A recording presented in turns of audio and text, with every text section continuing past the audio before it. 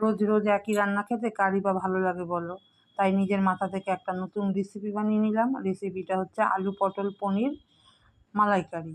তো এমনি আমি আলু পটল পনির টা টক দই দিয়েই করি। তো ভাবলাম যে ঘরে যখন নারকেল আছে তাহলে চলো নারকেল দিয়েই আজকে হবে। আর নারকেলের দুধ বার করে নিয়েছি এখানে, সেটা দিয়ে আজকে তরকারিটা করবো। আর এদিকে তো আলু পটল পনির ভেজে নিয়েছি।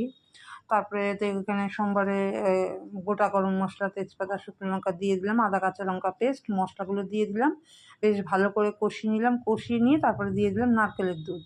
নারকেলের দুধটা দিয়ে ফুটে ওঠার পরে দিয়ে দিলাম পনির। তারপরে আলুগুলো যখন সেদ্ধ হয়ে গেল, পনির দিয়ে ঢাকা দিয়ে দিয়েছিলাম। আলু সেদ্ধ হয়ে যাওয়ার পরে নামানোর আগে দিয়ে দিলাম গরম মশলা দিয়ে বেশ কিছুক্ষণ ঢাকা দিয়ে রেখে তারপরে নামিয়ে নিলাম। আর দুপুরবেলা খেয়েছি ভাত দিয়ে, আর রাত্রিবেলা করে নিলাম পরোটা দিয়ে খেয়ে নিলাম। দারুণ হয়েছিল রান্নাটা বন্ধুরা, তোমরাও করে খেতে পারো, খুব